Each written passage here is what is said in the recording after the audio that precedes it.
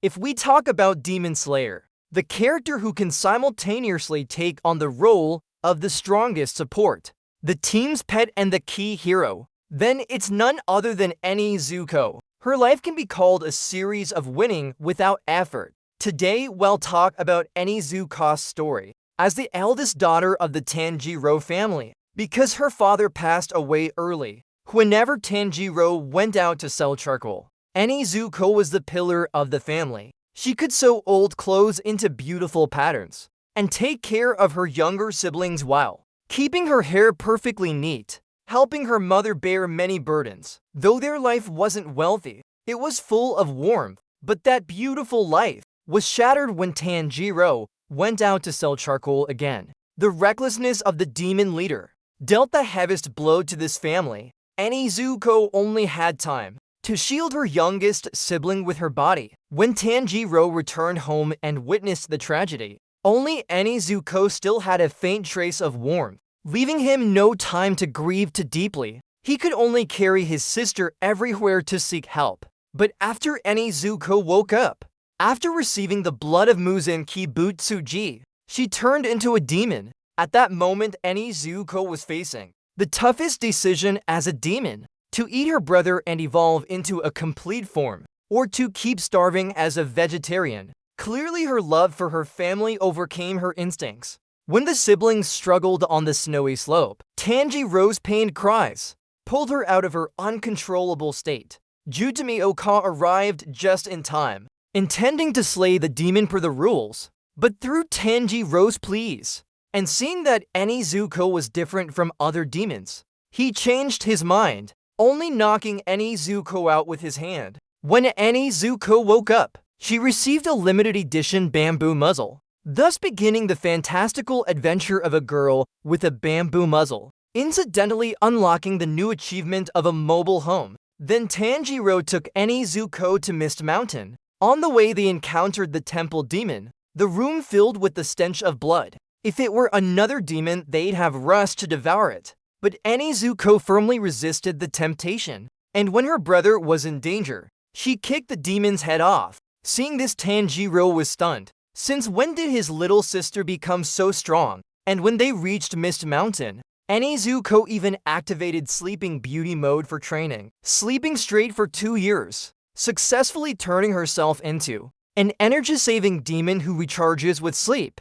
An environmentally friendly demon, also secretly given psychological suggestions by Master Rengoku to see enemies as man-eating demons, completely cutting off any chance of harming humans. When Tanjiro finished training and returned, she kicked the door open. Seeing her exhausted brother collapse, Nezuko rushed to hug him tightly, nearly suffocating Tanjiro. This enthusiasm was hotter than the charcoal Tanjiro sold. From then on, Nezuko's daily life became sleeping in a box during the day to stay beautiful, going out at night to enjoy the breeze and fight monsters. Tanjiro carried her wherever he went, like a mobile home just for his sister. Later, when Tanjiro approached a town, he discovered the truth behind the missing girls. When Tanjiro faced the demon responsible, at the critical moment, Nezuko leapt out from the box on her brother's back and kicked the demon away.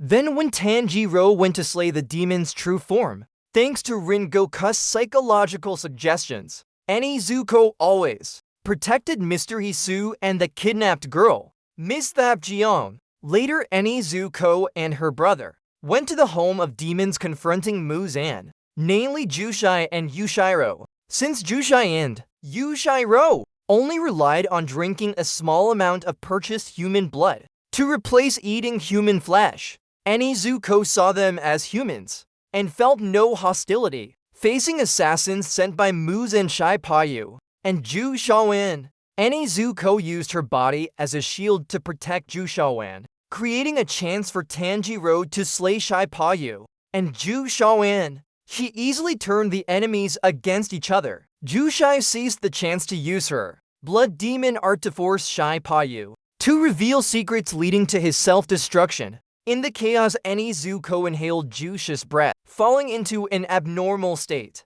When Jushai asked Tanjiro to leave her behind, Nezuko tightly gripped her brother's hand. Though unable to speak, Tanjiro understood her wish not to be separated again. In the mission at the demon house, Nezuko even performed a horror scene in the box.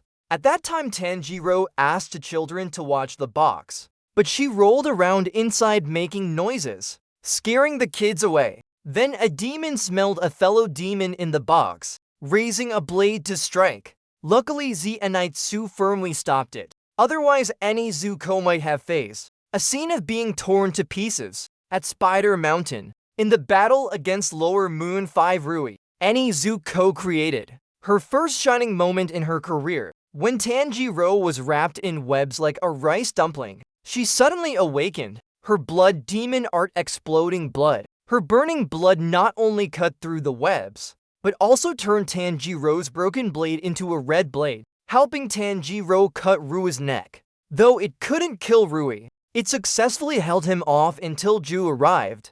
However, when Shino Bukocho later intended to slay the demon, Ju stepped in again, telling Tanjiro to take Nezuko and escape. As a result, Tanjiro was knocked out by Kanao Otsuyuri. Nezuko could only shrink her body to hide, like a small ball rolling away. Fortunately, the master's order for a trial preserved her life. At the Hashira meeting, S.A. Enimishine Nazuga Washington deliberately used his blood to test Nezuko. He cut his own arm, bringing the blood before Nezuko. The scent of blood was like a gourmet buffet to a demon, but Nezuko, relying on beautiful memories of her family and brother, didn't open her mouth, successfully passing the test. She was not only recognized as a peripheral member of the Demon Slayer Corps, but also changed everyone's perspective. Even those who initially opposed her later saw her in a new light. Her ability to win hearts was sharper than Tanjiro's sense of smell.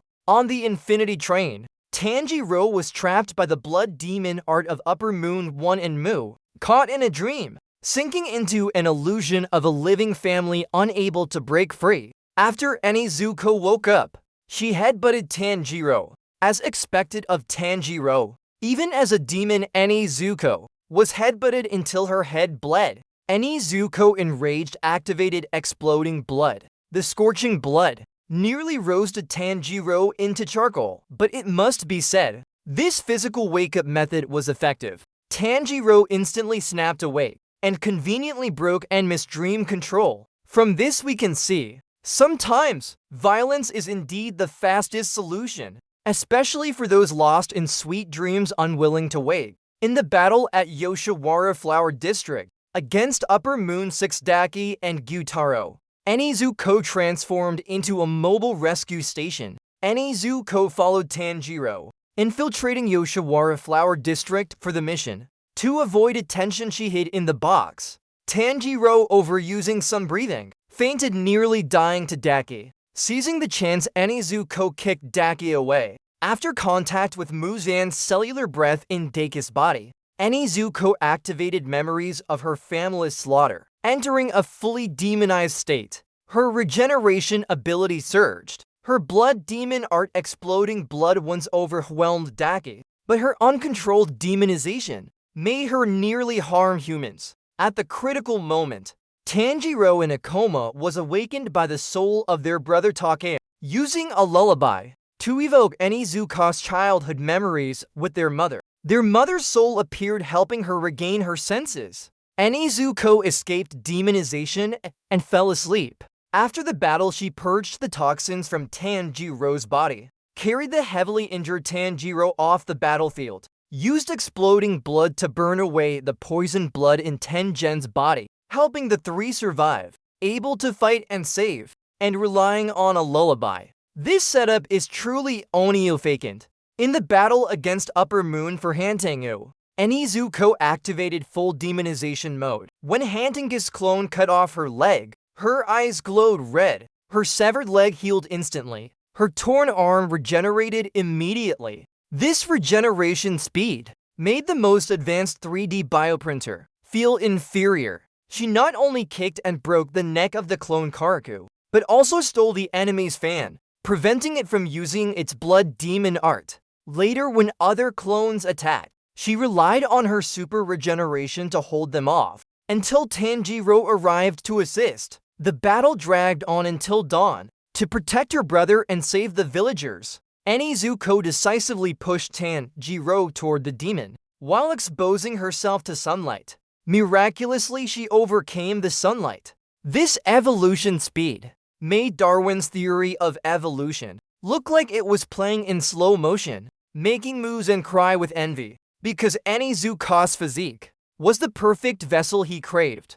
And after overcoming sunlight, Nezuko also completely broke free from the limit of only acting at night. From then on, she could act with her brother during the day, no longer needing to hide in the box like a shooting girl. Before the decisive battle at Infinity Castle, Nezuko drank the human-transforming medicine made by Jushai. The Dr. Rezer was hidden in a safe place by Master Rengoku, but when she heard that Tanjiro was corrupted by Muzan's blood, despite her body still adjusting to the medicine, she risked everything to rush to the battlefield. At that time, Tanjiro had lost his senses, attacking anyone. Even Zenitsu and Inosuke couldn't stop him. Nezuko rushed to hug her brother tightly, calling brother repeatedly, using her body's warmth and memories to awaken him from a demon back to a human. At this moment, she used the gentlest way to fulfill the promise: you protected me before. Now I protect you. This moment was stronger than any blade's light. Nezuko, with her demon voice and human voice, tells us, true strength doesn't lie in the volume of your voice, but in the strength of your actions.